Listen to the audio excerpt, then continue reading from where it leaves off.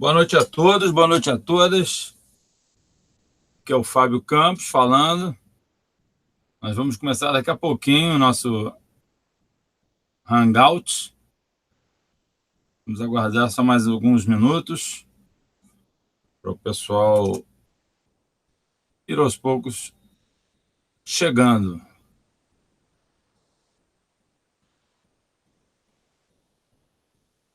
Quem estiver já assistindo pode se apresentar aí, pode colocar o seu nome no chat ao lado. Vai ser pelo chat que a gente vai se comunicar nas aulas, nesses recursos que a gente tem aqui. Quem tiver já com o computador ligado, tudo direitinho, aproveita e dá uma compartilhada, né? Dá uma compartilhada no link, pega ali embaixo, compartilhar, dá uma compartilhada, dá uma divulgada, né? Que é sempre bom a gente poder divulgar um pouco as aulas que a gente faz, né?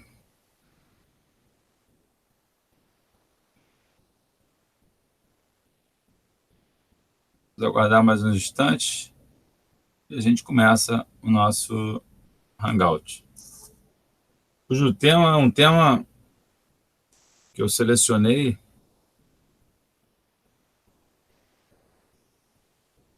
a partir de uma pesquisa que eu fiz para o pessoal que me segue, me acompanha, e foram muitas e muitas e muitas respostas que eu tive. Foi uma pesquisa bem legal, me deu uma noção muito boa das perguntas que as pessoas têm, né, sobre arte, sobre pintura, sobre desenho, sobre ilustração, sobre design, que é a área que eu trabalho justamente, né?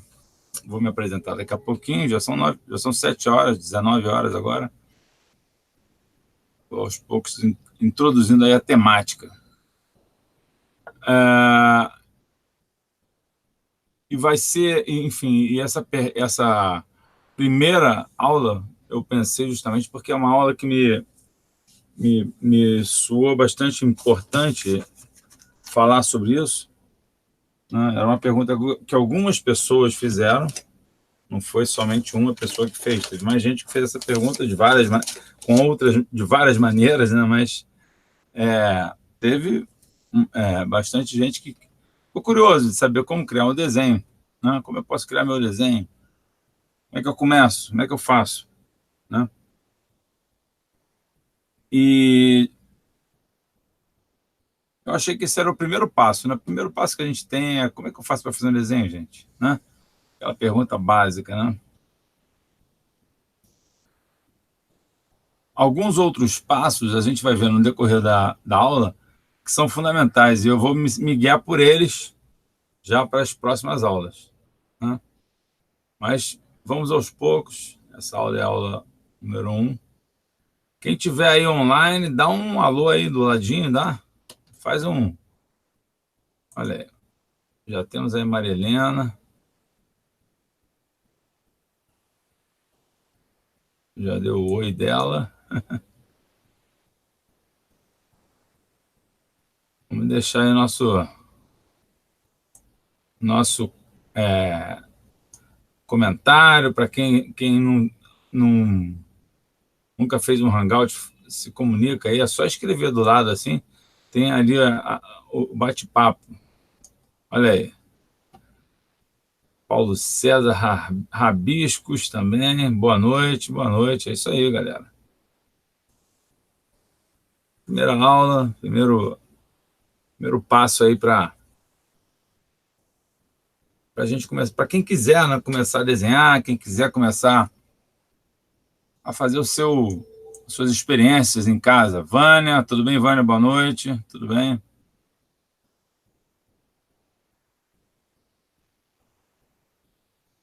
São os 19h03, 19h05 eu vou abrir aqui oficialmente os trabalhos. Vamos esperar mais um pouquinho só.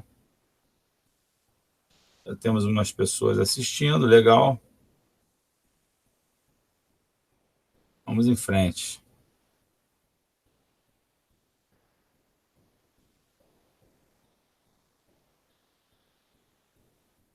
Quem quiser se identificar também, né? Quiser colocar aí de onde está assistindo a aula. Isso é um recurso muito interessante, né? Tem gente que assiste lá de São Paulo, tem gente que assiste... Já vi gente assistindo do norte, Roraima, tem tudo, do sul, né?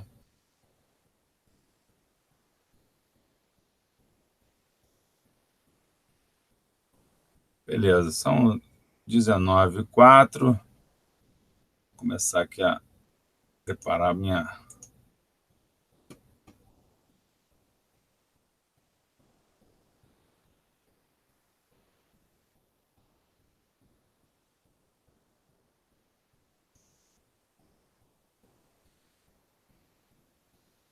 É isso aí, gente.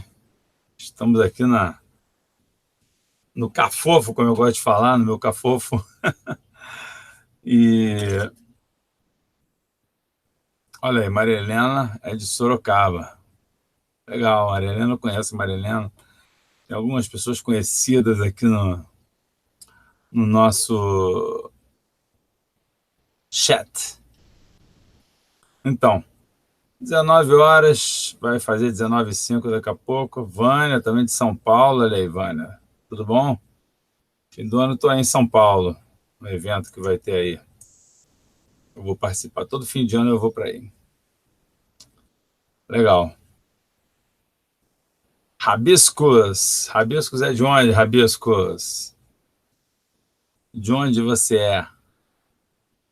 Eu acho que o Paulo César de Castro eu conheço. Eu acho que ele é do Rio. A Maria Helena também. Eu desconfiava que é a Maria Helena, que eu conheço também.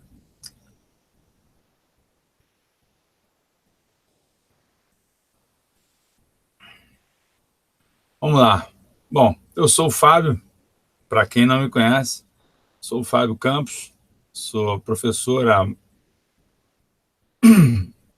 mais de Presidente Prudente e Borel. Show de bola, é isso aí. Como eu disse, é muito legal, tem de tudo. São Paulo está ganhando. O estado de São Paulo tem a maioria aqui. No Rio só temos eu e o Paulo César de Castro. Bom, vamos lá. Eu sou professor há mais de 20 anos. Eu conto 20 anos porque, na verdade, em 99 foi quando eu comecei a dar aula e num curso superior. E dando aula nesse curso, eu fui descobrindo que era um universo que não estava muito combinando comigo. Eu não achava que era uma coisa...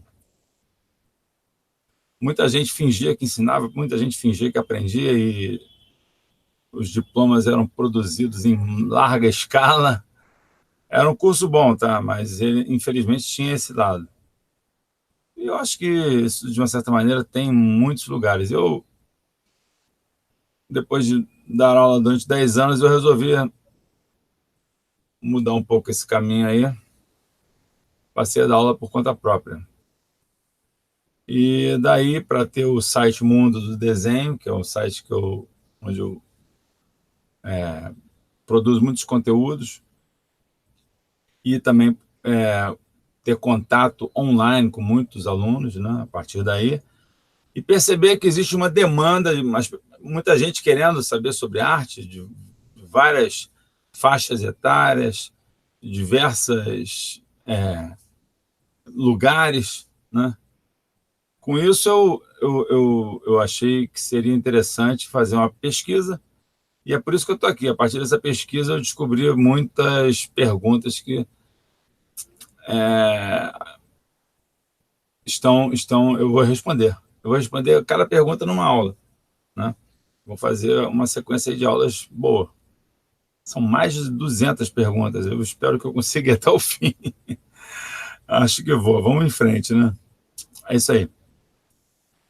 A primeira pergunta é justamente essa: como criar meu desenho? É uma pergunta-chave, né, que muita gente se faz, né? Muita gente quer desenhar e não sabe exatamente o que fazer. Como é que eu crio isso, né? De onde vem isso aí? Né? E eu resolvi fazer dessa pergunta a minha aula número 1. Então, eu preparei aqui um material para a gente seguir, acompanhar. Vamos fazer esse compartilhamento aí de tela. Vamos lá para o meu computador. A gente já está, né? Mas agora vocês estão me vendo. Agora vamos ver a tela de novo. No finalzinho, a gente vai poder fazer algumas perguntas, enfim. Vamos ver como é que vai fluir, né, a nossa aula. É isso aí. Vamos em frente.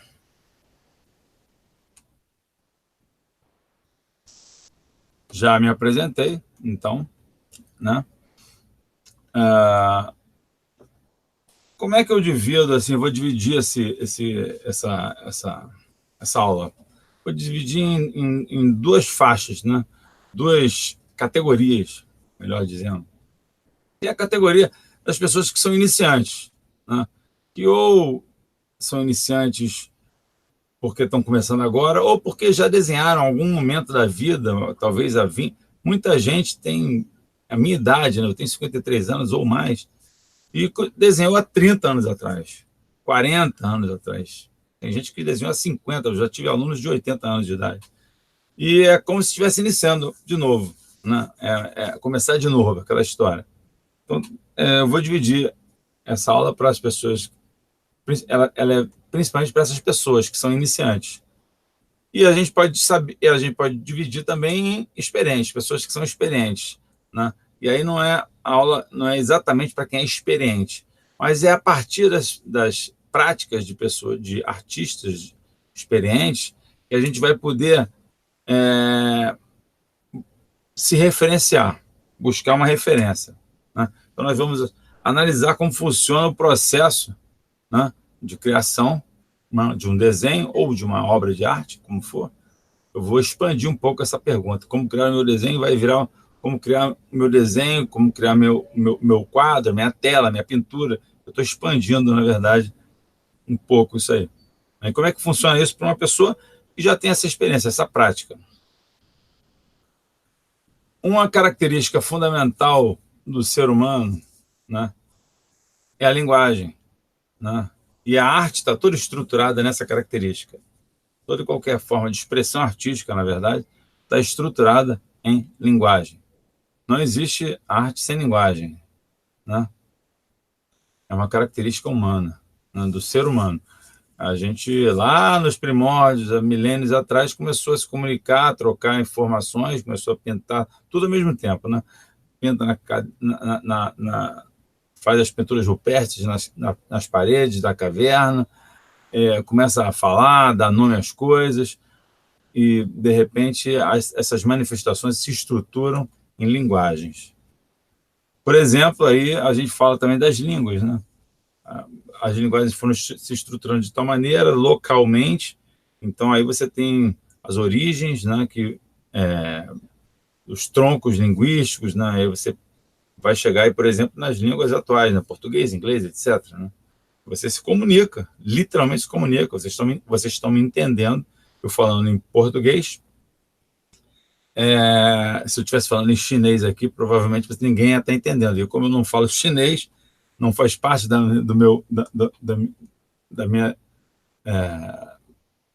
minha forma de se comunicar, então eu não falarei em chinês, mas é importante a gente entender isso, né? Isso faz parte, são códigos que a gente vai aprendendo. Na arte também é assim.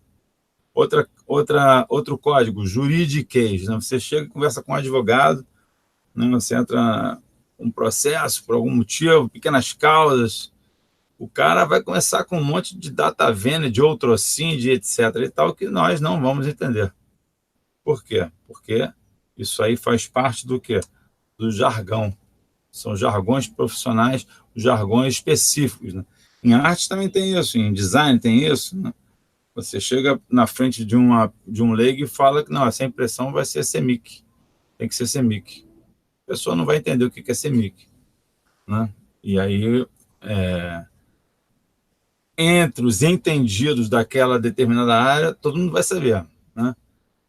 Mas os outros não sabem, como eu não sei o que um chinês está falando com o outro na minha frente.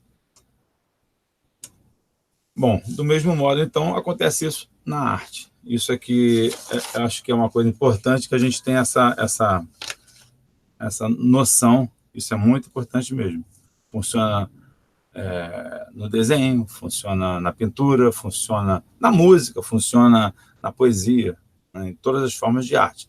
No caso, a nossa abordagem é que são as artes visuais, né? A linguagem, ela permite, por exemplo, o reconhecimento do estilo de um artista, né?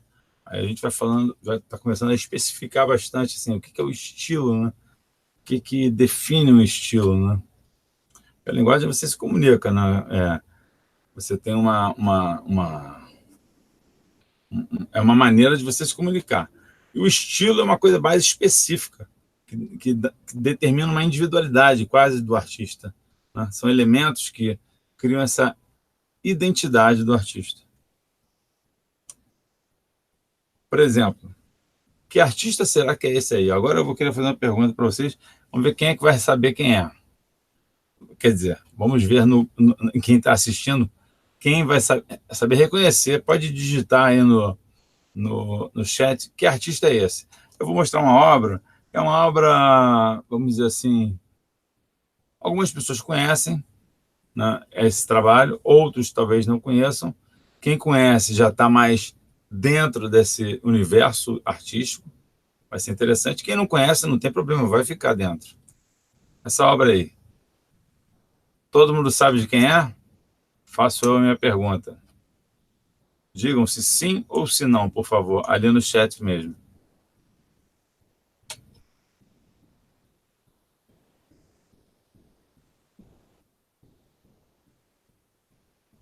Conseguem entender? Saber quem é o artista? Todo mundo conhece ele?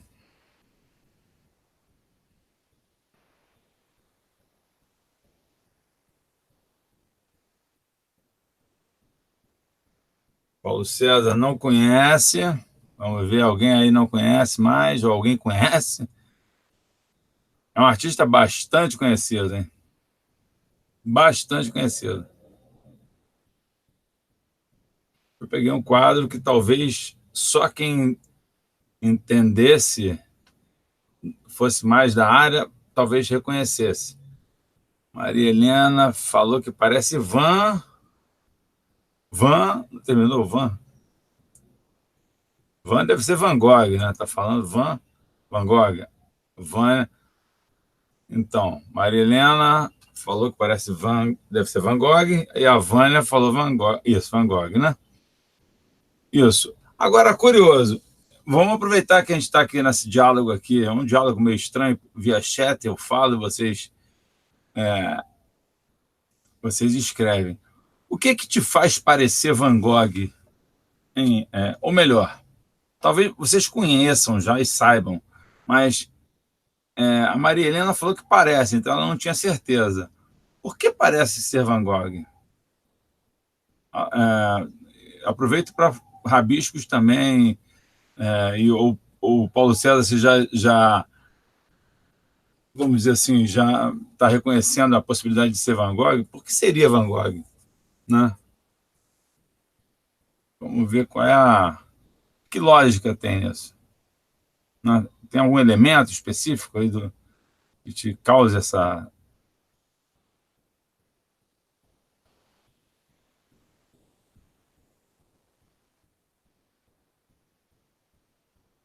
Alguém se arriscaria?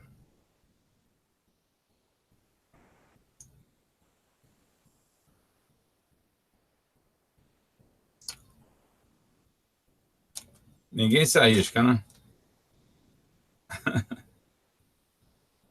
Pelo traço e pela técnica de pintura.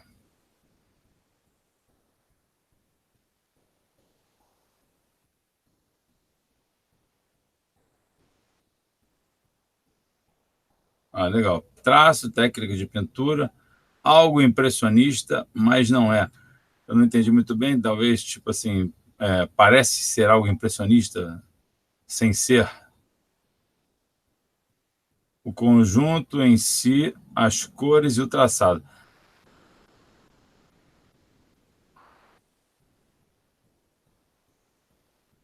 O traçado está sendo bastante marcante, né, pelo que vocês estão falando. É o traçado, talvez, a coisa mais marcante. E vocês têm razão. Não foi tão difícil assim, na verdade, né? É isso mesmo, tá? Foi exatamente isso que está marcado aqui. É Van Gogh, de fato, e a gente pode analisar aqui. A nossa pergunta era: a linguagem permite o reconhecimento do estilo. Aí a gente tem esse cara aqui, com essa pintura, né?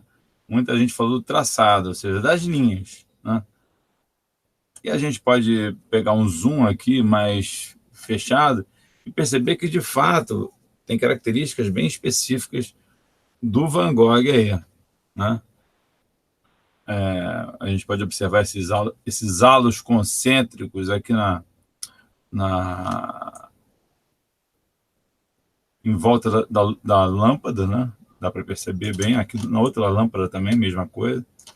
A gente pode perceber também algumas coisas, alguns detalhes que... Deixa eu ver aqui. Olha aqui, ó. Vocês vão perceber aqui. Olha só esse acúmulo de tinta que o Van Gogh usa. Olha aqui, ó. E traços quase traços retos com muito acúmulo de tinta. Na anterior, a gente vê, inclusive, na flor, aqui esse vasinho de flores, olha só, ele é só feito, ele é quase esculpido, ele quase esculpe as flores.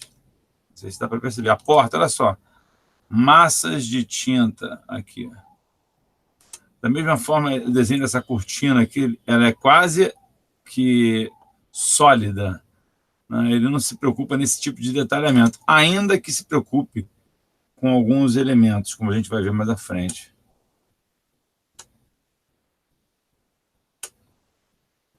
Na linguagem, quais são as características, então, de Van Gogh? Contorno, olha aí, vocês mataram a charada de primeira. Foi uma pergunta bem fácil, né? Vamos falar a verdade. Padrões e texturas controladas, quer dizer, aquele contorno da lâmpada são padrões, texturas controladas. Ele faz aquele halo tracejado, controlando o pincel, mas sem a preocupação em fazer uma continuidade, uma textura contínua e bonitinha e perfeitinha. Ele quase que desenhava com o pincel. Cores, muito bom que vocês falaram também, cores normalmente vibrantes, faz parte da característica do Van Gogh. Você tem até alguns trabalhos dele do início que não são tão vibrantes, mas normalmente as cores são vibrantes. E ele respeita a perspectiva. Eu vou voltar aqui só para a gente ver isso aqui, ó. Olha aqui, ó. Há um cuidado aqui no Van Gogh. Olha aqui, ó. Tá vendo aqui essa linha de cima e essa linha de baixo? Elas estão abrindo aqui, ó. Elas têm elas têm um ponto de fuga em algum lugar aqui. Eu não tenho como traçar aqui, mas eu posso chutar que mais ou menos por aqui o ponto de fuga dessas linhas aqui, ó. Elas seguem por aqui, ó. Talvez aqui, mais para cá. Ou talvez esteja lá longe, mas o que acontece? Ele cria uma dinâmica de tridimensionalidade, ao mesmo tempo sem se preocupar com esse rigor hiper preciso. Olha só como é esse padrão aqui, ó. São pequenas linhas em uma tonalidade ocre, que é esse amarelo mais claro, misturado com esse ocre escuro. Então ele faz um trançado quase aqui, quase uma palha, né? Sem ser palha. Isso tudo, esse conjunto, cria a identidade Van Gogh. Esse cara, tá, ele é o Van Gogh, então, beleza. Tá certo? Então a linguagem dele vai por aí. O estilo dele específico também, e aí a individualidade dele tá ali. E esse sujeito aí? Quem arriscaria esse segundo exercício de reconhecimento de linguagem? Quem é esse cara? Quem pintou essa pintura? Vamos ver aí. Vamos ver agora aí quem acerta esta possibilidade aí. Estou aguardando. Sei, não sei, se sei quem é. A Vânia já chutou Dali. Salvador Dali. Qual é a característica do Dali que está aí, gente? Me diz aí, por favor, Vânia. Falou que é alguém, tem que dizer por quê. Vamos ver agora.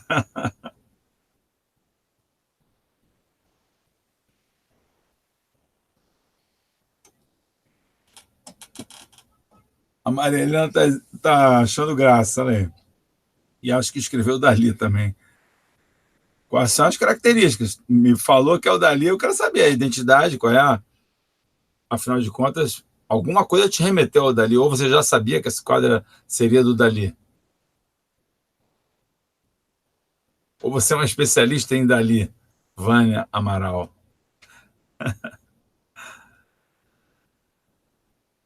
Tudo isso aí para a gente saber como criar um desenho, quer dizer, a gente está analisando primeiro, é importante considerar isso sempre, tá?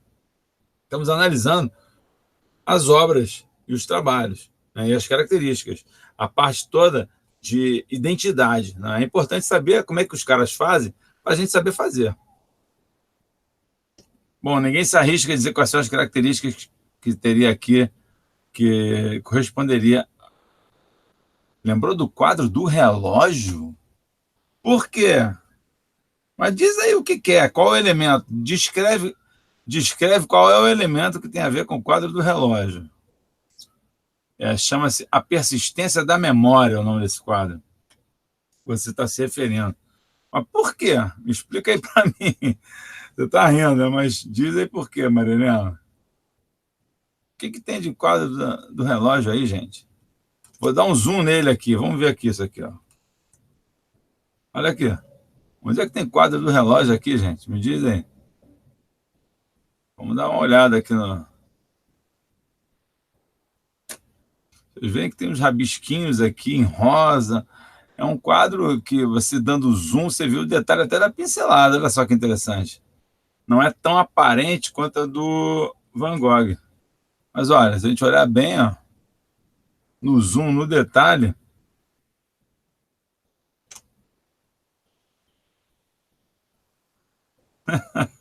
surrealismo é a minha paixão. Então a Vânia já conhece esse quadro. Realmente é Dali. Tiro e queda. É o Dali, é uma outra história completamente diversa do Van Gogh, né? Olha aí o quadro. Eu fiz de propósito, só para a gente poder. Eu não imaginava que você fosse falar desse quadro, logo desse quadro, mas isso, interagem entre si. Sem o compromisso com o realismo, a gente tem que entender isso, esses conceitos aí. Porque, na verdade, é, eles lidam com o realismo, né? Mas só que eles distorcem o realismo. Os surrealistas, o que eles fizeram? Eles criaram um universo de sonho, né? O universo de sonho pode tudo, né? Você pode ter um relógio derretendo, o tempo derretendo, simbolismos. Qual seria essa característica que nos faz reconhecer tão rapidamente que isso aqui tem a ver com isso aqui? Eu acho muito curioso, olha só, né? Uma coisa aparentemente meio. Tem uma coisa meio grotesca aqui no meio, essas figuras aqui. Parece que estão interagindo, parece uma espécie de um peixe, um animal meio grosseiro, meio sem definição. Dois animais, duas cabeças, podem estar numa relação, enfim, uma história aqui que a gente não sabe bem o que seja. A expressão da modelo, que é a mulher dele, Gala, né? Elementos como esse daqui, essa pessoa sentada em uma cadeira que me parece uma cadeira de rodas, né? Uma referência a alguma coisa que eu não sei bem o que seria, né? Os detalhes todos. ele tem um acabamento muito específico, muito, o Dalí foi impressionista na infância. Infância, assim, 10 anos, 11 anos, ele pintava quadros impressionistas. E aos poucos ele foi saindo desse universo impressionista para se transformar nesse Dalí que a gente conhece, que trabalha inclusive a psicanálise freudiana, enfim, interpretações livres, pictóricas de sonhos, né? Isso foi a construção do universo daliniano. Olha aí. E ele tem um acabamento muito bom. Você vê que ele faz a sombra direitinho, ele faz o detalhe da parede descascada, enfim. Ele consegue, ele é muito ilustrativo quase, né? Olha só esse detalhe. Olha esse detalhe aqui que eu estou do lado esquerdo aqui, tá vendo aqui minha setinha? Ele faz uma área de luz aqui, uma área de sombra aqui, cria esse baixo relevo aqui nessa área de uma maneira muito detalhada, né? A gente está vendo aqui o detalhe do detalhe, né? Isso aqui valeria da mesma forma a gente também analisar em detalhes. Eu não vou analisar em detalhes, eu só botei ele para contraponto mesmo. Eu me preparei para botar um contraponto do Dalí. Então, a linguagem do Dalí, por exemplo, características, né, do Salvador Dalí, degradês. Ele faz muito degradê. Muito degradê. Tudo nele tem um degradê. E o degradê é uma característica muito interessante, que ela é um elemento de fundo, né? E de criação de volumes, né? Olha só esse volume, tem um degradê aqui. Olha essa amplitude, essa amplidão, degradê também, né? Então, é uma característica dele, degradê. Objetos distorcidos. Ele distorce ou cria ilusões de ótica, estranhamentos, né? Vamos voltar outra vez aqui, ó. Esse objeto aqui, esse pano aqui, ele está aqui, mas qual é a função dele? Ninguém sabe. É o sonho, né? Esse objeto quebrado, esse poço, não sei bem o que é. Esse elemento em alto contraste aqui, essa figura sentada no que seria uma cadeira de rodas, não se sabe muito bem o que é. Também de uma certa maneira, uma distorção perceptiva, vamos dizer assim. Esse elemento aqui grotesco, claramente grotesco, carne, boca, parece um peixe, é um elemento de sonho, né? Esse pote enterrado entre pedras são todos elementos que criam essa distorção da realidade. Então, a distorção, no caso, vai nesse sentido também. Objetos distorcidos, percepções também poderia colocar distorcidas. Iluminação fantástica, ele faz sempre questão de iluminar de uma maneira bastante misteriosa, né? Ele quase cria um cenário, não é? Sombras, sempre essas sombras, né? Vamos lá. Referência à temática recorrente do sonho. Sempre ele está falando de sonho, vamos dizer assim. Ou seja, não tem contexto lógico nenhum. Dali é dali, ele pira e pronto, pode ser. Ele abriu esse espaço dentro da linguagem dele e mergulhou fundo. Então, ali ele pode tudo. E tudo ele fez como ele quis. Vamos falar agora um pouco dos tipos de criação. Você vai criar um desenho, tá? Como criar meu desenho? Na pergunta, vamos voltar rapidinho ao tema da nossa Hangout. A gente deu aquela saída para dar uma contextualizada à questão da linguagem, a questão da identidade de cada artista. A gente viu aqui Van Gogh, viu Dalí. Vamos voltar. Tipos de criação. Você tem dois tipos, basicamente, de criação. Você tem a criação que é livre, é o caso do Van Gogh e do Dalí, que a gente mostrou, e tem a criação aplicada, né? Que é a ilustração, né? Essencialmente, a ilustração. Você poderia ter aqui charge também, poderia ter aqui caricaturas, que são aplicações também de desenhos, né? Ou pintura, você pode pintar também para fazer. Mas essa desenho de uma charge, ele é ligado a uma situação que vamos dizer assim, que você esteja ou criticando ou que tenha ocorrido, né? Você pega um desenho do André Dahmer ou então do Cláudio Secom, são desenhos que fazem críticas sociais, críticas políticas, né?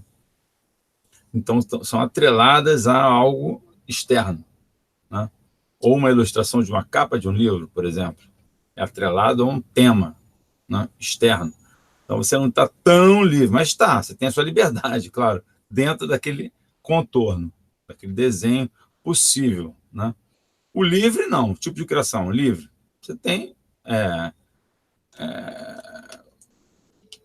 absoluta liberdade. Você vai desenhar a sua mulher, vai desenhar aquela figura com aquele poço, ou então vai desenhar o relógio derretendo, ou então vai desenhar uma mesa de... Você quer desenhar uma cena que você se interessa, que você acha bonita, você vai criar belezas, é o que Van Gogh fazia, né?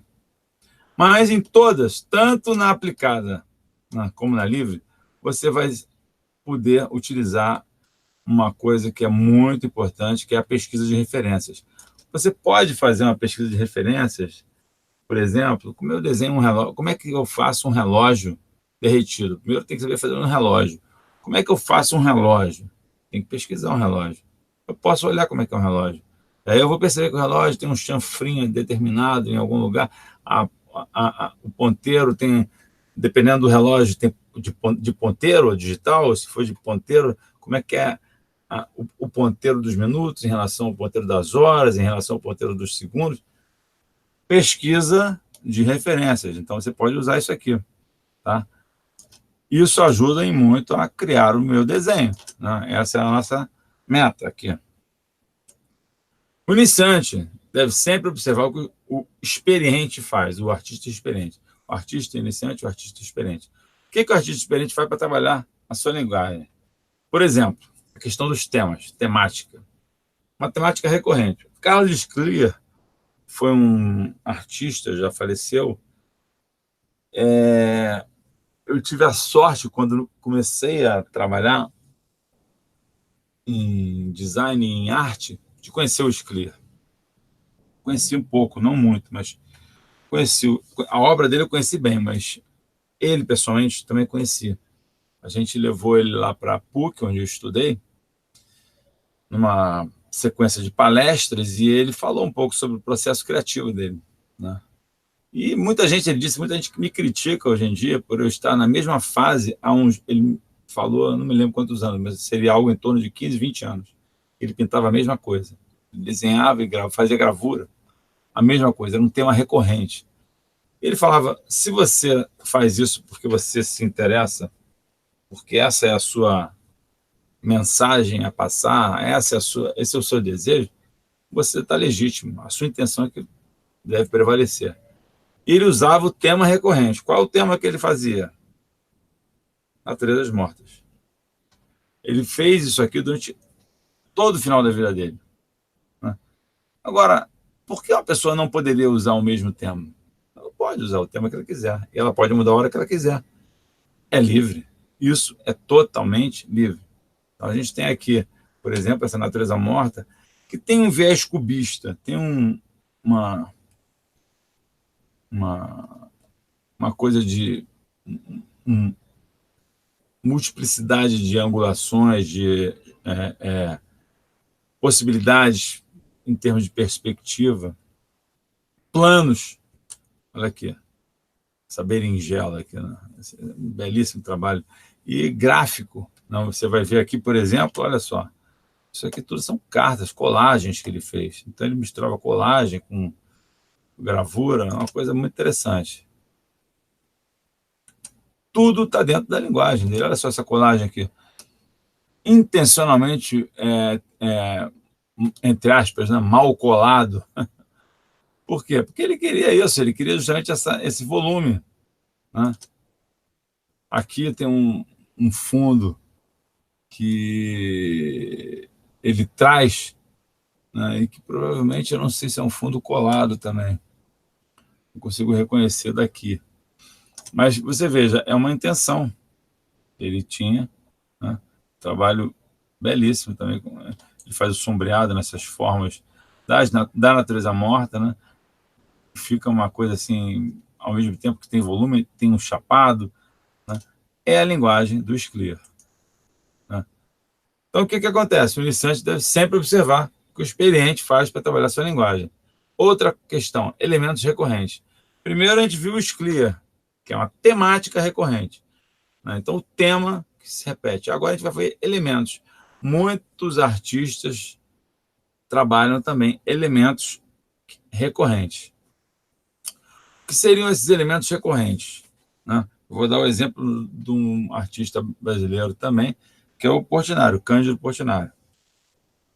O Portinari, isso é curioso, inclusive eu vou aproveitar para ver como é que estão aí os comentários. Espera aí. Iluminação, beleza, isso aí. A Vânia e a Maria Helena comentando. Show de bola. O Portinari, vamos falar do Portinari agora. Eu fiz um hangout sobre a vida do Portinari.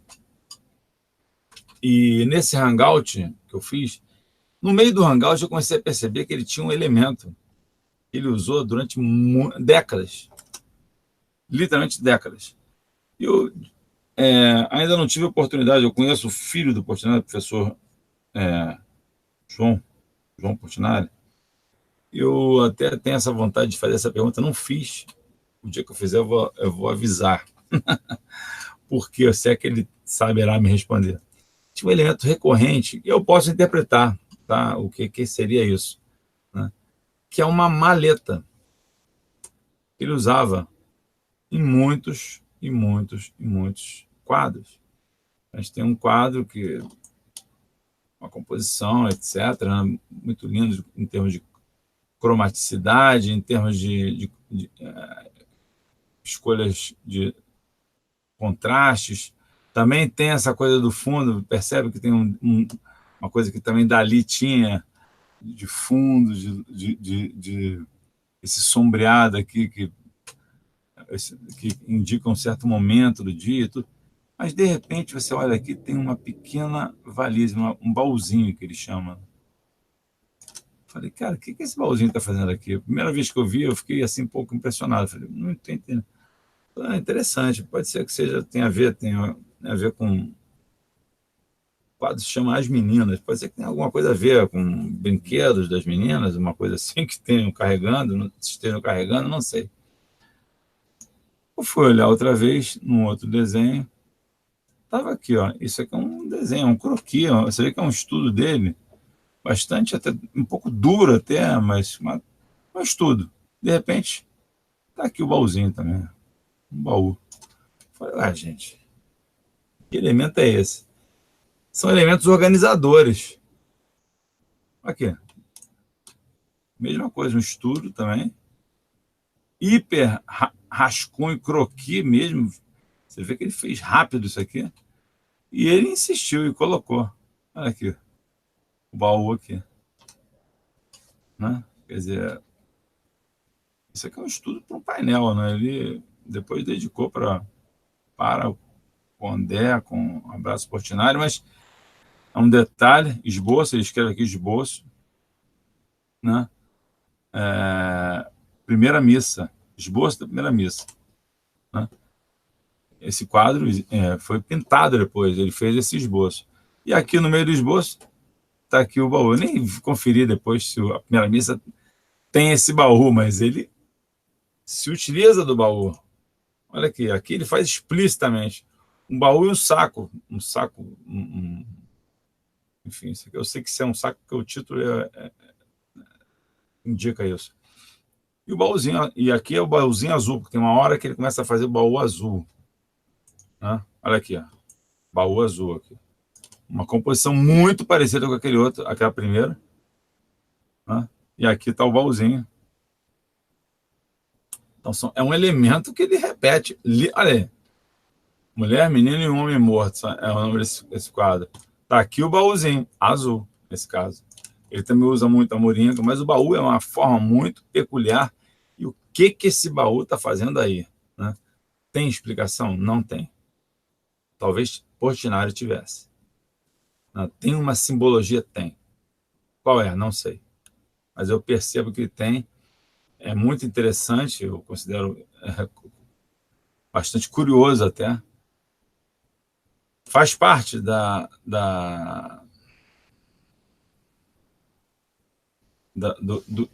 vamos dizer assim, da linguagem, do idioma dele, né? Esse elemento. Como outros elementos, temos muitos elementos. Portinari, por exemplo, é riquíssimo, ele bota muita pipa, ele bota muito elementos, muitas crianças no fundo, no, na perspectiva dele, que ele coloca aquela profundidade de planos longos, né? A lá Dali, né? Estilo Dali, ele bota sempre uma criancinha brincando. Inclusive, é curioso, essa pintura, esse desenho, né? Ele está num outro ângulo. Se você perceber, ele sempre pega um ângulo mais alto, como se o observador estivesse acima da linha do horizonte. Aqui não. Aqui o observador está um pouco abaixo. Tanto é que essa moça está aqui no alto. Olha só, você vê lá longe as pessoinhas pequenininhas, em profundidade, superposição de planos. Aqui ele já dá uma certa mudada nessas relações de altura da linha do horizonte. A linha do horizonte começa aqui, especificamente aqui, e vem até aqui, né? Ela passa por trás aqui. Inclusive, ela coincide com o próprio morto, né?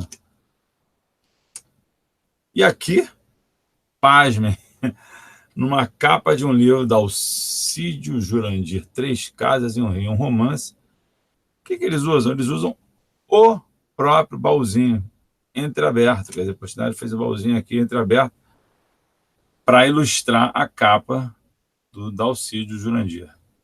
Ou seja, é um elemento que foi, inclusive, publicado como um elemento principal de uma ilustração de uma capa de um livro, de um romance, né?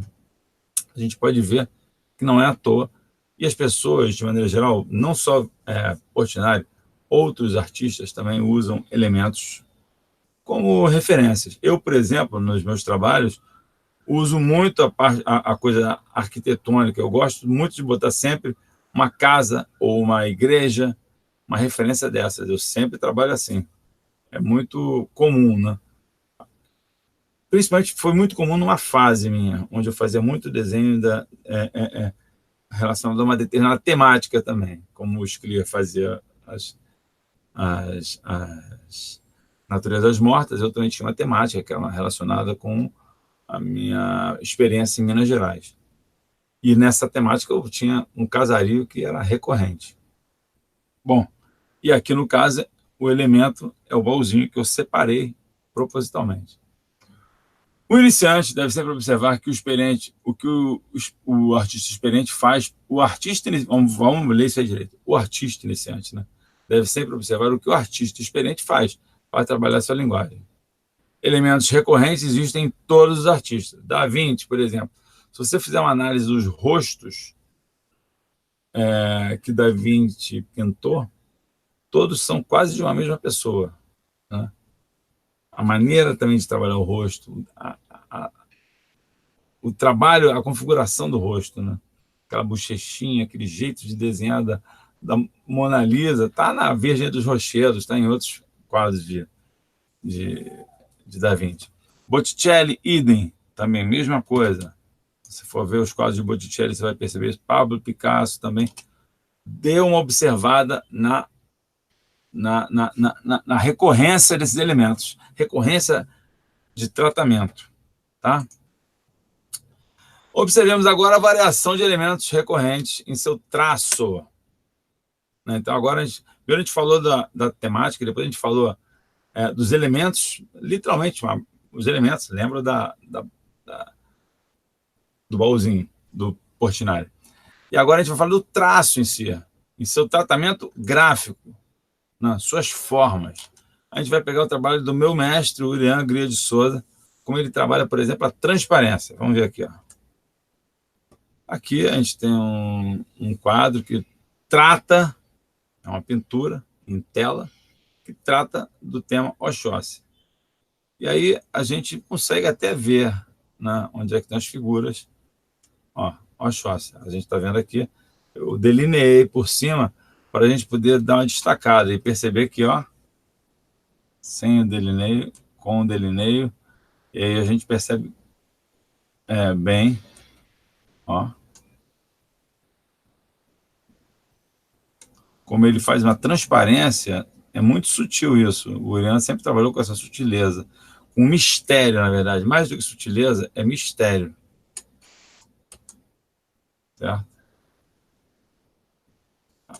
A coisa mística que está ali, por trás dessa imagem, no meio da floresta. Bom, aí anos eu conheci o Urian, para mim ele fazia sempre essas figuras, eu já reconhecia bem, mas eu nunca tinha percebido que ele, por exemplo, fazia no meio disso aí animais. Olha só essas onças, esses gatos, esses animais, né? Estão aqui escondidos. É incrível. Isso já depois que o Urian faleceu, eu vendo um quadro. Opa, tem um spoiler aí. Eu percebi esses bichos, esses felinos maravilhosos, né? Da mesma forma que a gente vê as flechas, olha só as flechas, como fica claríssimo. Eu marco a flecha de marrom, ó, e quando eu tiro, ela parece, né? Quer dizer, a transparência é um elemento aqui da linguagem, da identidade desse artista, Urian Agria de Souza. Ó, todos os elementos juntos agora. A gente consegue perceber claramente, né?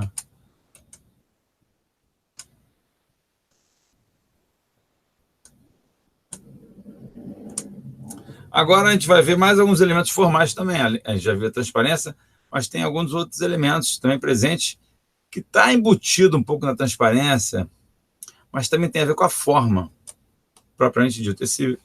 Esse quadro é o Canto do Irapuru, é um quadro também que tem aqueles elementos de transparência, mas olha esses elementos aqui dentro d'água, né? Como se fosse água isso aqui. Olha só, a gente vê bem, depois que a gente marca, a gente percebe eles bem, ó. Consegue perceber? Eles estão como se fossem folhas, como se fossem vidas ou elementos aquosos, aquáticos, estão dentro daquela água, daquele fluxo ali embaixo, né?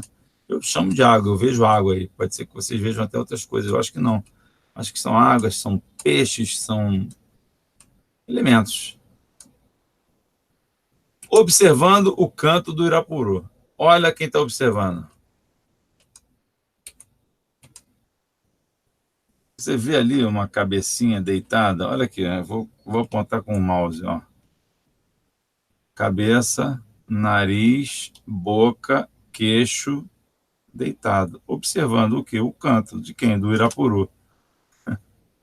É incrível, né? Inclusive tem um olho, né? Um olho bastante plácido, vamos dizer assim. Quem é esse ser das águas, né? Está observando o canto do Irapuru. É a linguagem do artista. Cada artista tem a sua linguagem, sua maneira de evocar as coisas que estão dentro da gente. Como criar o meu desenho? Cada um vai descobrir esse caminho. E é relativamente simples, porém muito trabalhoso, né? Então a gente pode ver que é possível. Olha o detalhe, olha que lindo. Ó.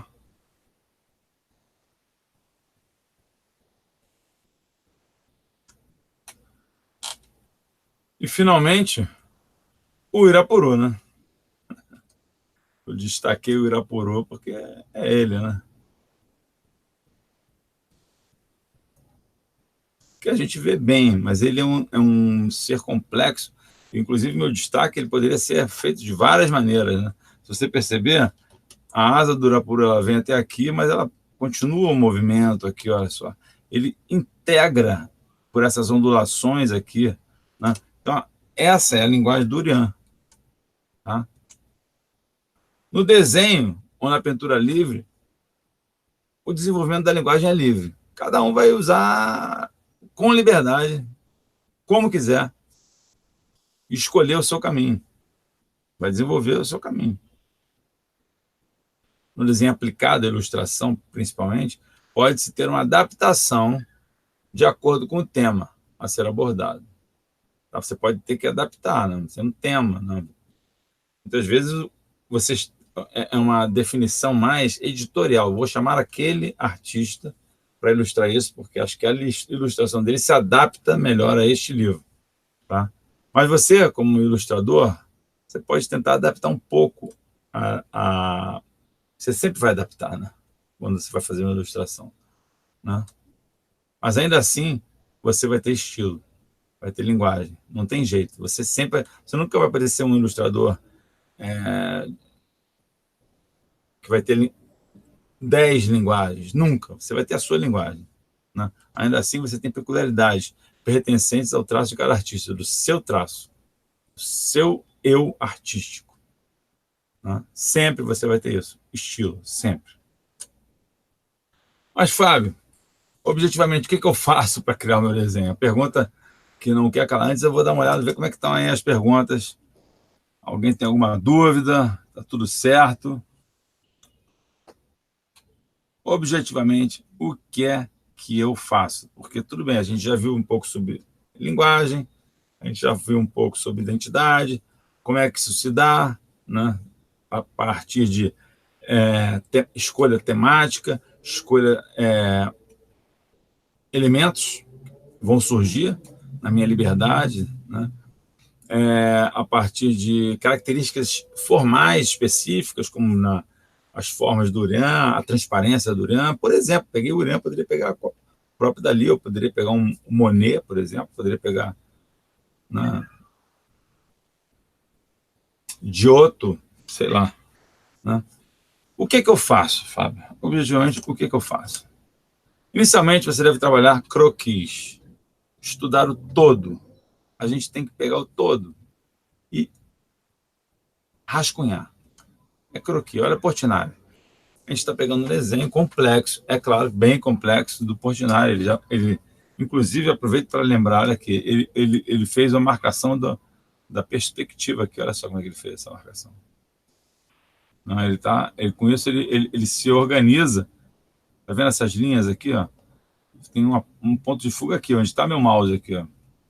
Ele se organiza com isso. Não? Ele dá uma ideia de profundidade a partir dali. Uma diagonal, ele não fez uma perspectiva caretinha, ele fez uma perspectiva diagonal. E ele faz com isso com que a linha do horizonte, inclusive, esteja no topo do quadro. Está aqui em cima. Você está vendo os homens trabalhando lá embaixo. Né? Mas que homens são esses? Ele faz desenhos bem livres. Você pode perceber que a linha dele está totalmente solta. Ele tem completa liberdade no que ele está fazendo. Olha o detalhe aí. Ó. Total liberdade. É linha solta. Ele está estudando. Aqui, ele pode rabiscar, ele pode, inclusive, apagar. Né? Veja, é importante ver que, em alguns momentos, ele faz, inclusive, um sombreado no croquis. É um estudo, é um planejamento no quadro. Olha aqui. Esse que está mais no plano mais primeiro plano, ele fez um sombreado, um acabamento bem feito. Posso dizer isso. Aqui também, nesse saco de café, a mesma coisa. Né? De resto, ele está fazendo estudos bem com linhas. Né? Muitas vezes ele faz estudos individuais de cada um dos personagens em folhas separadas. Tá? Isso é uma maneira de cada um que tem para trabalhar. Eu sei que o Portinari fazia isso, como, por exemplo, Michelangelo fazia isso. Tá? Mesmo no croquis, você pode começar a detalhar o desenho. É aquilo que eu falei com relação a esse sujeito aqui que está aqui carregando o saco de café. Olha só, sombreado, bem acabado, bem legal. Não é maravilhoso, hiperrealista, nada disso, mas é bem acabado. Isso dá para a pessoa que está fazendo o projeto, o desenho, o quadro, querendo fazer, enfim, o trabalho, isso dá um gás, né, na hora de você criar o final. A gente vai ver aqui. No croquis você pode começar a detalhar, deve, né? E pode também começar a detalhar o desenho. E aí partir para a finalização, para o trabalho final, que pode ser um outro desenho ou mesmo uma pintura. E aí você vai ter a tela, você vai ter o papel, você vai ter o lápis, você vai ter o pincel, você vai ter a tinta, que vai ser óleo, vai ser acrílico, vai ser guache, vai ser aquarela, o que for. Você fez o estudo e aí você pintou. Importante considerar, cada material tem sua peculiaridade. Por exemplo, em aquarela, muita gente faz esse desenho no papel de aquarela e vem por cima depois com a aquarela. Coisa que não ocorre muitas vezes em outras técnicas. Né? Croquis de Portinari na tela café. Tá aí. E aí, a tela finalizada. Temos aqui a nossa tela café. Aquela que a gente viu no croquis, finalizada. Antes, veja os personagens, ó. Olha bem, esse personagem aqui é esse personagem aqui. Esse que está aqui seria esse daqui. Só que ele rotacionou. Esse segurando o balde é esse daqui. Vou botar até para ver, ó. Aqui, ó.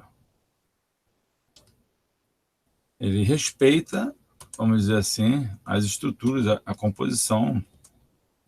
Mesma coisa. Se você for analisar, botar lado a lado, você vai ver, ó. Esse daqui também está aqui direitinho. Tá. Algumas coisas ele mudou? Mudou. O croquis, o rascunho serve para isso. Então, o primeiro passo é você pegar o todo, depois ir detalhando. Tá certo? Olha aí, que bonito. Vale a pena uma pausa para a gente observar assim, a beleza que é o trabalho finalizado. Mas veja, ele passou por um processo. Todo mundo passa por um processo. É normal. Acontecerão, entretanto, e ao certo, algumas coisas não muito agradáveis. Porém, necessárias. São desagradáveis, porém são necessárias. Primeiro, você vai errar. Todo mundo erra. E tudo bem, gente. Tudo bem errar. Não há nenhum problema em errar. Pelo contrário. Eu até poderia mudar isso aí para dizer, você tem que errar. Se você não erra, aí que está errado. Isso é uma coisa muito estranha, mas é assim. Porque é do erro que nasce o acerto. Estou te dizendo como você vai criar o seu desenho. É assim. Começa arriscando e errando. Segundo, você vai querer se auto-iludir, se auto-enganar. Você vai querer acreditar. Tá legal isso aqui. Mas você tem que, aos poucos, você vai desenvolver isso. Eu, por exemplo, hoje em dia tenho já essa clareza. Você vai perceber que não está funcionando. Isso aqui não está bom. E aí você vai parar, não vai rasgar. Eu não rasgo. A Faigo Strover, ela rasgava aquarelas, que eu considero, inclusive, lindas. Eu vi algumas aquarelas que ela destruiu. Ela fazia, assim, 100 aquarelas para aproveitar 5. Cada um tem um método. E a gente sabe que é assim que é. Né? Você vai desenvolver o seu.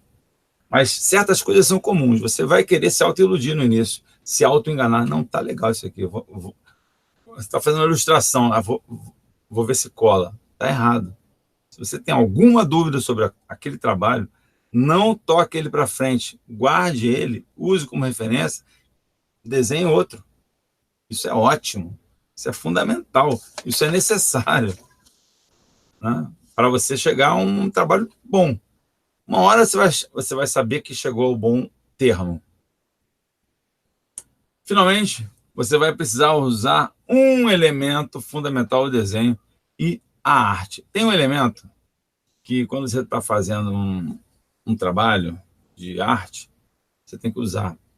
E eu posso dizer que ele talvez seja mais importante, mas não, porque não posso dizer que é mais importante que o material, mas ele é tão material quanto o seu material, sendo imaterial. Vou repetir. Esse elemento fundamental, ele é tão importante quanto o seu material de desenho. Porém, esse elemento fundamental é imaterial. Esse elemento, inclusive, diria eu, é fundamental até a própria vida. Eu não sei se eu faria uma pergunta aqui aos meus queridos, a minha audiência que está me assistindo agora. Alguém chutaria? Alguém diria qual é esse elemento? Essa pergunta é difícil. Essa pergunta vale 10. Que besteira, né? O sistema de ensino, né? Qual seria esse elemento, gente? Alguém dá um chute? O único elemento que tem que ter e que a gente não pode, inclusive, perder. Vale para a vida. Vale para a vida. A única coisa que você não pode perder na vida. Vamos lá. Eu acredito que tem muita gente aí que já tem uma experiência boa, já sabe que tem uma coisa na vida que você não pode perder. Faz parte desse elemento fundamental, o desenho e a arte. Que elemento é esse? Vamos ver, gente. Vamos escrever aí. Vamos dar um chute.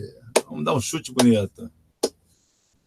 Vou até pausar aqui isso aqui. Vamos lá.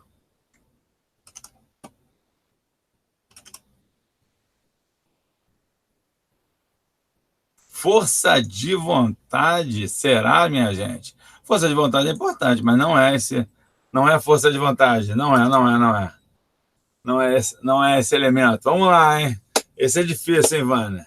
Tem um elemento que é realmente importante, fundamental, o desenho, a arte, mas não é força de vontade.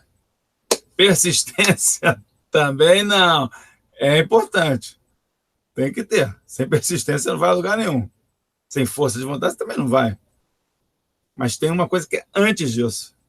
Criatividade. Desejo e prazer. Olha, todos os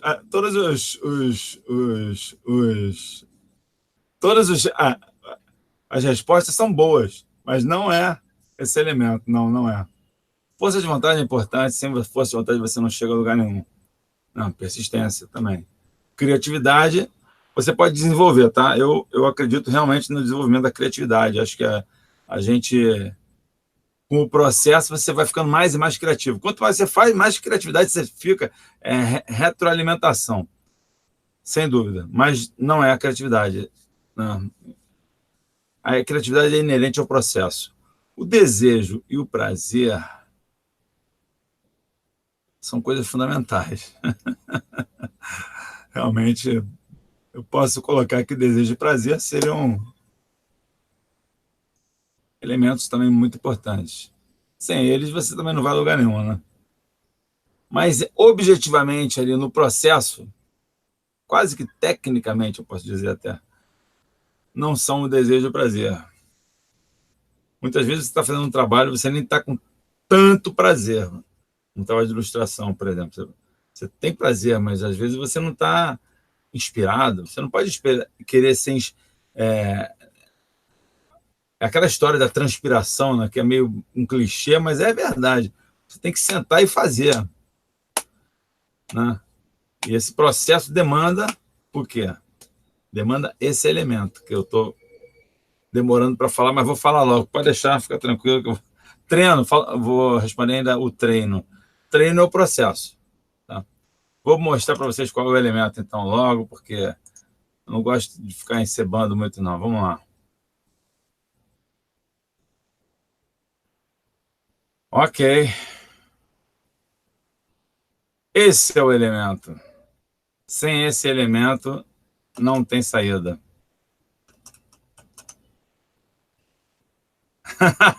Paciência é boa, gostei. Mas é esse aí, ó.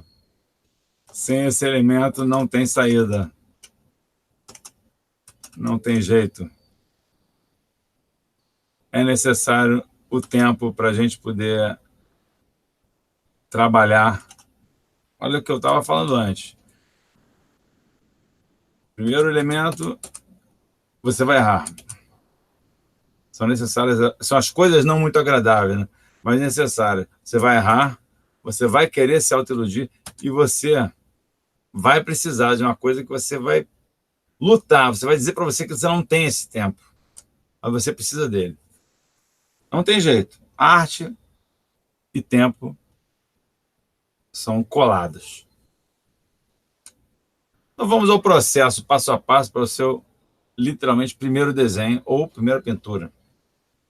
Como é que é esse processo, então? Vou passar agora isso aí.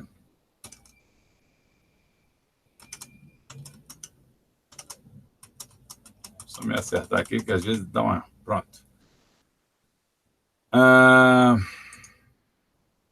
Primeiro, primeiro fundamento desse processo,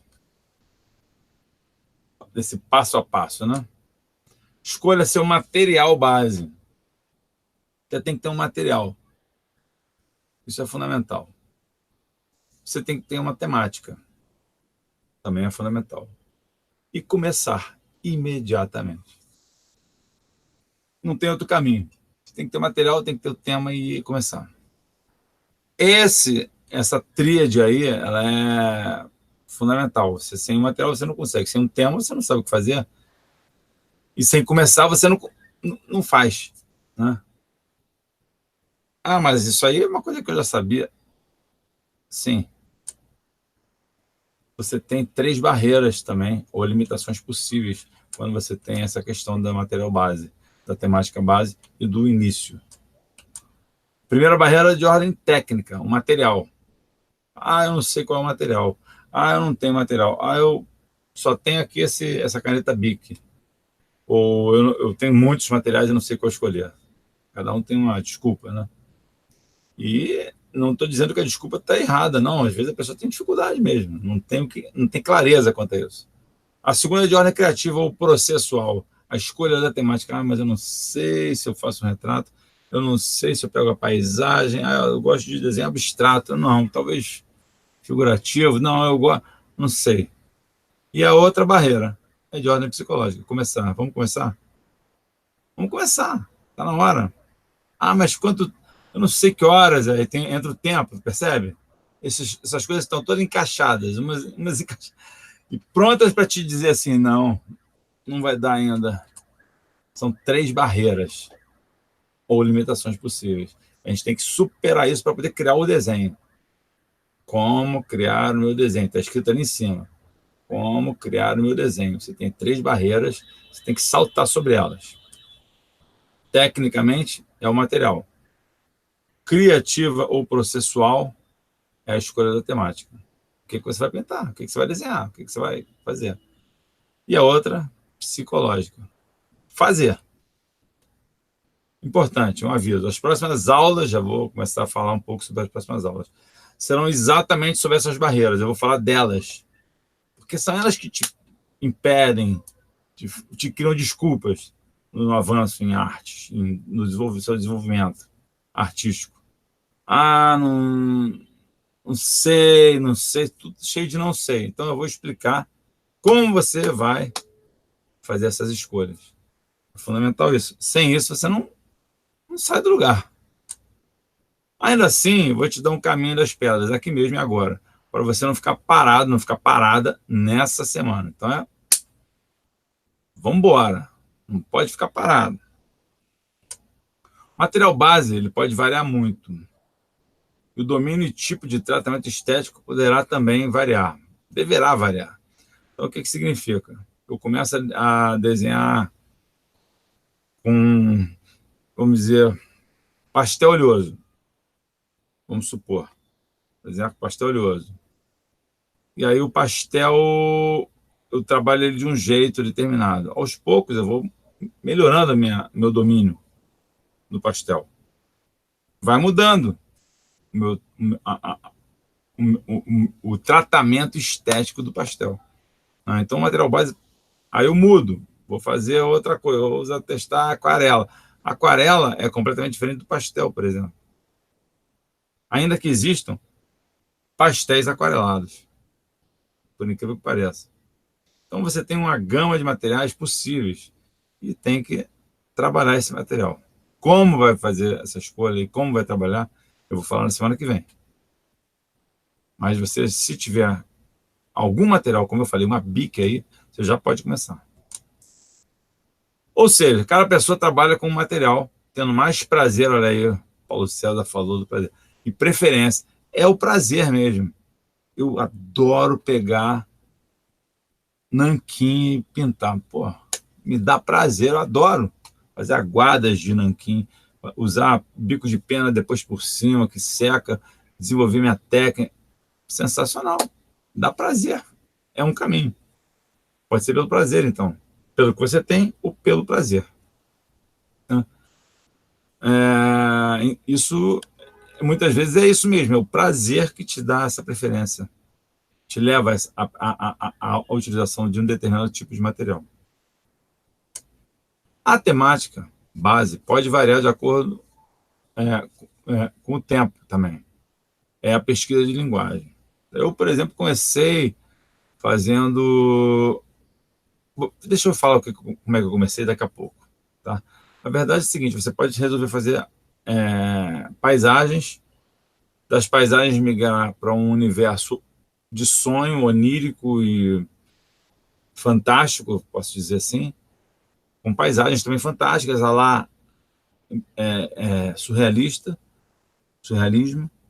Você pode fazer as migrações e as variações também da temática. Mas você tem que ter uma temática inicial, base, certo?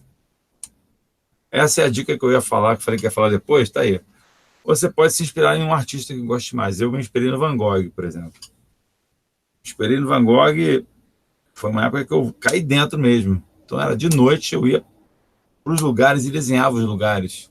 Pegava o meu material base, era o pastel oleoso, que eu até falei agora há pouco, e eu caí dentro. Então, observar seus traços, suas temáticas. A temática do Van Gogh tinha muita coisa. Esse café que eu mostrei, esse exemplo que eu dei do Van Gogh aqui na aula, por exemplo, era um dos exemplos que eu adorava. Eu via aquele traço dele em volta da lâmina das lâmpadas do café, eu ficava encantado com aquilo. Então eu pegava as temáticas dele, pegava os traços dele, a maneira dele trabalhar e fazia. Ver se combina com o que você sente e pensa. Tenta fazer algo próximo dessa estética, já que você gosta. É um caminho, é meio caminho andado. Né? O Van Gogh fez isso com o Millet, por exemplo. Ele desenhou muito a temática de Millet. O Ângelus de Millet aquele momento que os trabalhadores param e vão rezar. A temática dele foi influenciada por aquilo. Ele era muito ligado aos trabalhadores, aos pobres, né? Aos homens comuns. Né? Então, isso é uma dica para você escolher a sua temática. Finalmente, a questão da limitação psicológica, que eu tinha dito, né? Ela te cria barreiras a serem superadas. Só existe uma maneira de superar, começando. Tá? Isso é muito pão, queijo, básico. Tem que começar. Ah, mas eu não consigo, isso não é para mim. Tem gente que fala isso. Né? Ah, isso não é para mim. Você quer? Então você consegue. Ah, mas eu não vou chegar nunca. Isso não é para mim, eu não consigo, já tentei. Muita gente é traumatizada, foi traumatizada na infância. Tinha críticas absurdas. Meus filhos, eu tenho 2 filhos, meus 2 filhos desenham. Sabe por quê? Porque eu nunca, por exemplo, critiquei eles no sentido de você não tem jeito, você não leva jeito, isso está errado. Não é assim que você faz a crítica. A crítica você faz assim, fazendo perguntas suaves e sutis, do tipo, o que é isso, filho? E deixa ele falar. Legal. Isso é uma maneira de você ir trabalhando a estética na criança. E muita gente não foi assim. Muita gente ouviu assim do pai, da mãe, do tio, da tia, da avó. Você não leva jeito mesmo. Hein? Isso acabou. Aí fala isso. Eu não consigo, não é para mim. Olha o trabalho do fulano, eu não sei fazer isso. É baixa autoestima, claramente uma baixa autoestima. Você não tem, não está preparado para o erro. Você pode errar. Eu já falei, você deve errar. Para criar o seu desenho, para você começar a criar o seu desenho, não, respondendo a essa pergunta base dessa aula você erra, vai lá e erra. Você pode, por exemplo, eu nunca me importei muito com isso. Eu estava bem servido de pessoas em minha volta. tinha um grupo de pintura que estava aberto. Então eu fazia um desenho e a gente conversava. Eles faziam desenhos, eu ia para a conversa também. A gente trocava, isso era muito bom, muito bom. Trabalhar em grupo é muito bom. E eu não comparava, ainda que eu tivesse sido educado comparando. Então, no início, eu olhava muito para os trabalhos que eu achava fantásticos, que eram do grupo, e ficava, puxa, eu não sei fazer isso. Eu tinha isso. Mas eu fui percebendo que isso não tinha o menor sentido. Como é que eu fui percebendo isso? Porque eu via outras pessoas,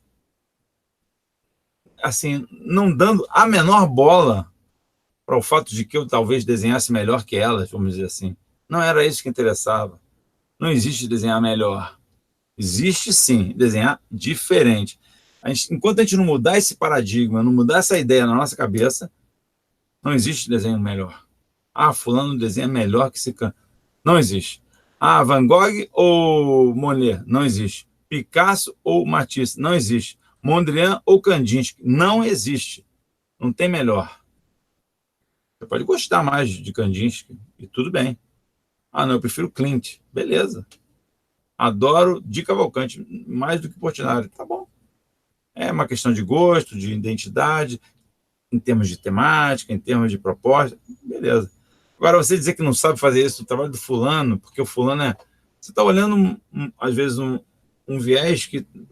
por um viés que está totalmente equivocado, porque o trabalho do fulano é o trabalho do fulano, o trabalho do ciclano é o trabalho do ciclano, o trabalho do seu é o seu. E não há comparação em termos de melhor. Há sim comparação em termos de diferenças. Olha aquele... Cara, Miró... Aliás, nem foi Miró, foi Picasso. Falou que passou... A frase famosa dele, passei anos e anos aprendendo a desenhar como uma criança. Isso é uma frase, não sei se é literalmente essa, mas mostra como é importante a gente saber o que a gente quer. E o que a gente quiser em arte é para ser. E aí vale até para ilustração. Tá? Vale mesmo para desenho aplicado. Não tem perigo, não tem erro. Você vai fazer do seu jeito, do seu estilo, e aquilo, se for realmente com o seu tempero, vai ser gostoso e vai ser sorvido muito bem. Vai demorar muito para atingir um patamar razoável de qualidade. Francamente, tem gente que fala isso e eu falo, cara, você pode fazer isso aí funcionar em uma semana. Para com isso. Que patamar é esse? Você está querendo ser quem? Não existe esse alguém que você quer ser. Essa coisa de patamar, de qualidade, eu sou muito exigente. Não existe, cara. Sou muito exigente comigo mesmo, olha aí. Sou muito exigente. Então seja menos. Aproveite esse momento do ateliê em casa. Faça o seu ateliê em casa. Olha que beleza. Aproveite isso e reduza isso um pouco. Isso pode te aliviar muito. Inclusive cognitivamente. Você vai perceber coisas incríveis que você não está percebendo, porque você acha que você não é bom, não é boa, não suficiente para o que te exigem no mercado. Não tem mercado, é você criando com você na sua casa, né? E se alguém vier falar com você, que coisa horrível, você fala, cara, não tem coisa horrível. Esse é o meu trabalho, não existe coisa horrível. Não existe, não existe. Você pode, aquilo que eu falei, você vai dizer assim, mas você falou que o tempo, que às vezes não funciona. Para mim, na minha concepção, quando eu faço um trabalho, e se o trabalho não está rolando por causa de uma questão de composição, de traço, às vezes não funciona em termos de cor, por N motivos, N parâmetros, aquela configuração não ficou boa. Eu deixo de lado e tento outra. Qual é o problema? Isso não é ser exigente. Porque o cara que é muito exigente, ele começa o trabalho e já para. Não dá para mim. Eu tenho alunos que, eu não vou nem citar aqui, porque tem alunos que falam, não consigo. O cara nem começou, não desenhou nenhum centímetro direito quadrado. E está dizendo que ele não pode falar isso, né? Vamos aprender a desenvolver, então, um ego artístico saudável, sem exageros.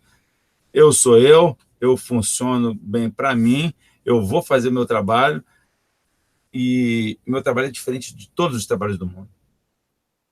O meu trabalho, Picasso não faria, Van Gogh não faria, ninguém faria, só eu faço. Isso é um ego saudável, legal. Pô. O cara tá. Ele não é o melhor, porque não existe melhor. Não. Repita comigo. Não existe artista melhor que outro. Não existe artista melhor que outro. Todos os seres humanos desenvolvem linguagens. Senão você não estaria aqui agora me ouvindo, vendo, compreendendo, entendendo o que eu estou falando. Todo mundo tem qualidade. Basta trabalhar com disposição, querendo, e você, na sua casa, faz o seu ateliê e se desenvolve com tranquilidade. Como começar? Acreditando em si, acreditando no erro como passo inicial para o acerto. Pense no que você já sabe, já fez, já aprendeu. Pense no primeiro passo que você deu certo, quando você tinha menos de um ano. Pensa, imagina você. Você é uma criança e você caiu várias vezes, conseguiu engatinhar, conseguiu se levantar uma vez e deu um passo. Esse momento foi um momento incrível. Você estava só errando até então e acertou. Todas as tuas frases erradas, as tuas palavras erradas, hoje em dia são certas. Algumas são erradas e tudo bem. Tudo bem. Todo ser humano nasceu criativo. Todos nós, crianças, éramos criativos.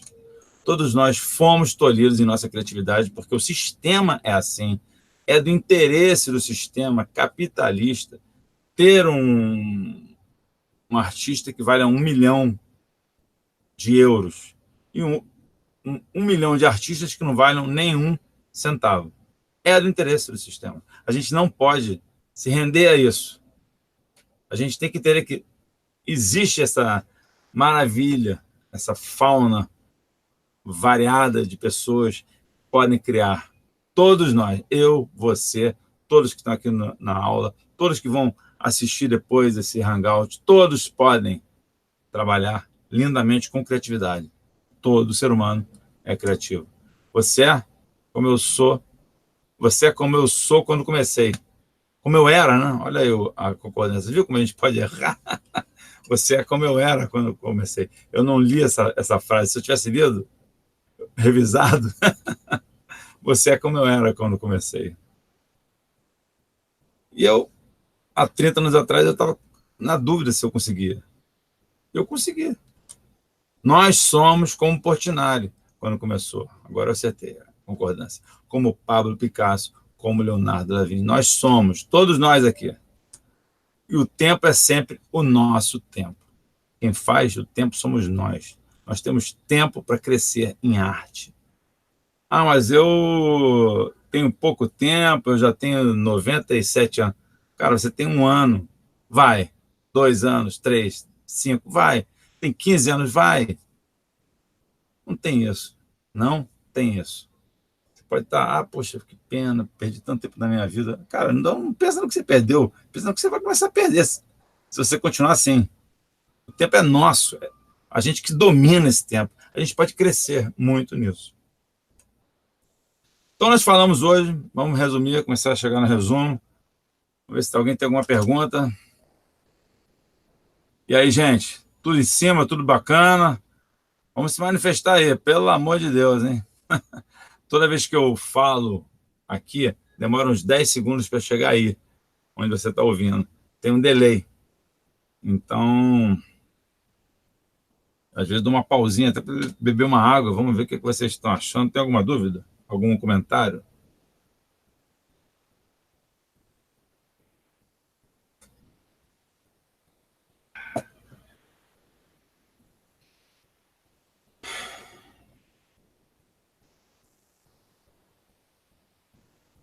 Vamos fazer, então, o nosso resuminho final. Já estamos com 1h27 de Hangout. Já está bom, né? Está bacana. Vamos fazer a finalização aí do Hangout. Assim, as dicas de como criar o desenho estão aí. É de cada um agora, né? A vez é agora, depois de 45 anos. É isso aí. Show, valeu, Vânia. Obrigado. A vez é agora. Isso é muito bom, né? Muito bom, Maria Helena. Muito bom, Vânia. Vamos lá.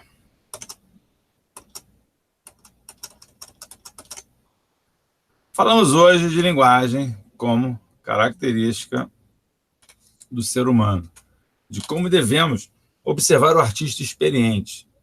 O cara que... Esses caras que eu mostrei aqui, eles nos falam pelas pinturas, pelos desenhos, pelo processo. Abordamos a importância de se começar a desenhar rascunhando o todo, a composição, a ideia. Aquele monte de cara lá desenhado do Portinari, pode ser uns 3 ou 4 personagens que você queira desenhar, ou a sua casa de campo que você foi quando você era criança, enfim. Rascunha, de memória, o que for. Vamos rascunhar, sem pressa, sem medo de errar. Aliás, errando. Rascunho é para isso, é para errar. Tanto que muitas vezes a gente faz um rascunho, isso é uma coisa muito recorrente. A gente faz um rascunho e o rascunho, você não consegue atingir a qualidade na hora de finalizar que o rascunho teve, porque o rascunho é espontâneo, o rascunho, você não está com medo. A gente tem que conseguir atingir a qualidade do rascunho na finalização. Isso é uma coisa, é uma dica assim incrível. Toda vez que eu fui sem medo na tela, foi melhor do que quando eu tentei olhar para o rascunho e fazer igual. Você não faz igual nem a você mesmo. A verdade é essa.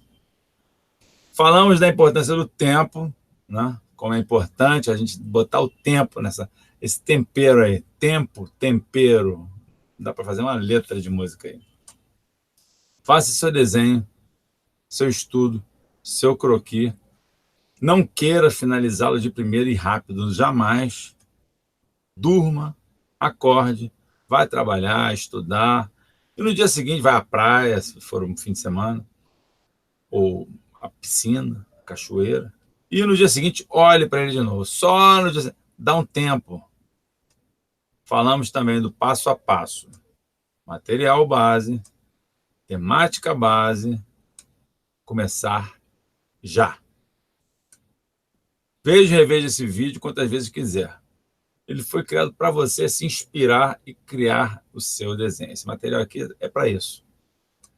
Faça seu desenho e poste no grupo de Facebook, que eu vou criar ainda esse grupo. O Ateliê em Casa, é o nome do grupo. Vai ter no Face. Eu vou mandar para quem tiver inscrito o link para participar desse grupo. Vou mandar um e-mail, pelo e-mail que eu tenho de vocês. E vou convidar para participarem desse grupo. Para você postar o seu desenho que você fez lá no Face, né? E a gente poder ver e trocar. É a força, é o poder do grupo. Eu só pude fazer as minhas coisas livremente porque eu tinha pessoas em minha volta que me acompanhavam junto. E eu acompanhava elas. Era mútuo. A troca em grupo é fundamental. Eu dou o maior valor aos desenhos que as pessoas postam. Eu tenho alguns grupos secretos de Facebook, não são grupos hiper fechados, de projetos, de produtos que eu vendia de desenho e que tem esses grupos, algumas pessoas estão até aqui.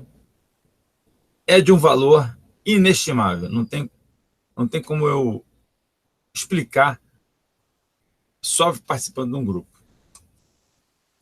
Esse grupo é um grupo que eu vou criar, né? É um grupo Facebook secreto, ou seja, só quem participa da lista pode entrar. Eu vou convidar. Aliás, só vai receber convite para as videoaulas, essas aqui que a gente está vendo, e participando e fazendo, quem se inscrever no site. Aí tem um site aí, http://atelieemcasa.com.br. Na descrição aqui do vídeo eu vou botar esse endereço. Quem quiser se inscrever e participar, e receber e participar do programa Ateliê em Casa, fique à vontade. Só se inscrever, você tem que se inscrever, confirmar depois no seu e-mail, porque isso aí é para prevenir robôs, né? Tem muita gente que é robô aqui, ou então bota um e-mail falso querendo bancar o espelho. É besteira isso, né? Se inscreve com o e-mail certo, vai lá, confirma e pronto, participa, é simples. Se você conhece alguém também que queira ou deseja aprender arte, por favor, convide. Compartilhe o link desse vídeo também aqui, fica aqui embaixo, só clicar em compartilhar, ou o link para inscrição gratuita do site ateliêemcasa.com.br. Próxima aula, na semana que vem, vai ser material base para o artista. Então, estão convidados todos, tá certo? Para a próxima aula, divulguem esse trabalho. É um trabalho que eu estou fazendo que acho que é importante para mim, vou dizer, porque eu faço questão de ampliar, acho importante ampliar as pessoas que quiserem assistir essas aulas. Fico muito feliz, né? Acho que a arte para esse mundo como está, ela é fundamental. Obrigado, Regina, aí também pelo elogio, valeu mesmo. Loreci Martimiano, que bom também, gostou das dicas. Vamos em frente, gente, vamos em frente, vamos multiplicar isso aí, tá? Eu vou deixar aqui também nos comentários, digitar aqui agora, o endereço do link para inscrição, tá? E acho que é isso por enquanto. Deixa eu ver se tem mais alguma coisinha. Acabou. Acabou esse cara doce. Vamos ver aqui, peraí, deixa eu aparecer para dar uma boa noite para vocês direitinho. É isso aí.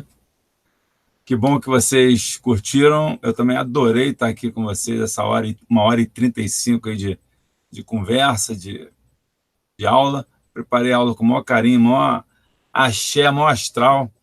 Tento sempre honrar os saberes e conhecimentos que eu aprendi na PUC com grandes professores que eu tive, mestres, como o Urian, como o Germano Blum, Newton Montenegro, pessoas que eu tenho o maior respeito, que já não estão mais aqui conosco presencialmente em carne e osso, mas estarão sempre dentro do coração e nos auxiliando em tudo que a gente precisa, porque quando eu lembro deles e me vem uma intuição, eu sei que eles estão aqui me dando aquele apoio.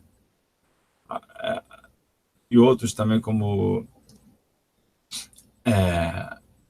Avatar, Moraes, professores foram muito importantes para mim. Acho que eu tive sorte na PUC, tive professores que eram interessados, eram pessoas muito dedicadas, sabe? E davam muito valor a isso tudo, ao saber, ao conhecimento, à prática, à crítica, à avaliação, né? Isso tudo não está perdido, a gente está fazendo, não só eu, tenho certeza, muitos outros em todo o planeta estão fazendo isso, né? Serpa Coutinho, que é um professor também, mas que está entre nós, eu troco muita informação com ele, meus colegas, parceiros, de banco de sala de aula junto com o Urian, né, onde eu era aluno junto com eles, né, Marcelo Gemal, André Cortes, Luciana Barbosa, Renata Lessa, muita gente boa, que eu tive a sorte de dividir e muitos anos essa caminhada, Kátia Piranda, Odenir José, Daniel Bitter, hoje em dia todos mestres, né? Todos professores e mestres na vida. Isso é que importa, né? A gente leva, o que a gente leva é isso, o que a gente deixa é o nosso trabalho. Então, multipliquem aí o que vocês puderem multiplicar, vai ser uma grande alegria poder ampliar isso aí, botar mais gente aí e a gente poder ensinar arte. Tá? Eu vou ensinar o que está ali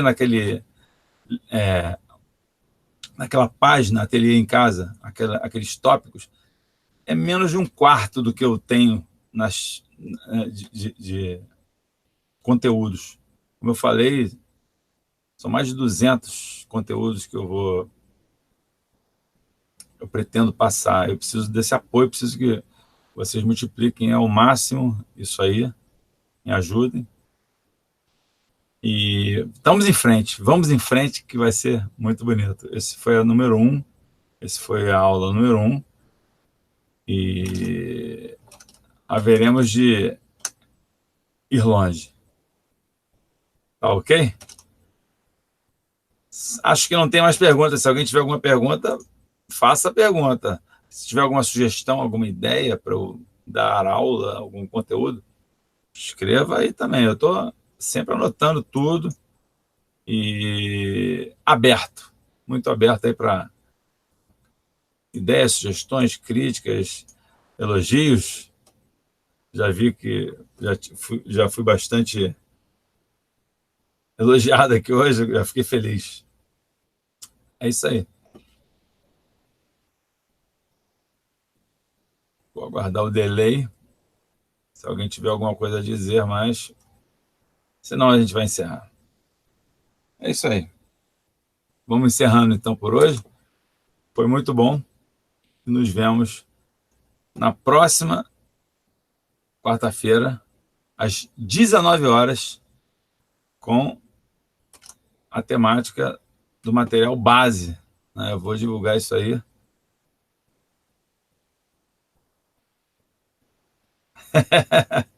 É isso aí, Paulo César de Castro. Iraê, que bom que você está aí. Legal, não tem problema. Faz parte. Maravilha. É isso aí, Paulo César. Capricha, hein? Capricha. Começa logo. Eu vou explicar isso aí também. Isso faz parte das aulas, né? É o material, a temática e o começar. Vou explicar como é que a gente começa. Mas eu preciso falar do material antes, preciso falar da temática base antes, do tema base. E aí a gente vai cair dentro já desse...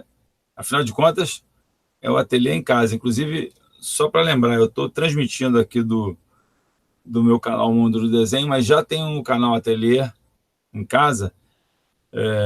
Como é um canal relativamente novo, eu ainda não tive como fazer esse tipo de transmissão. O Mundo do Desenho já está no ar há muito tempo, então transmite sem problemas, enfim. Mas esse vídeo vai estar postado no ateliê em casa e a gente vai aprender esse link aí em breve. Tá bom? Valeu, gente. Prazer imenso. Hangout sensacional. Valeu mesmo.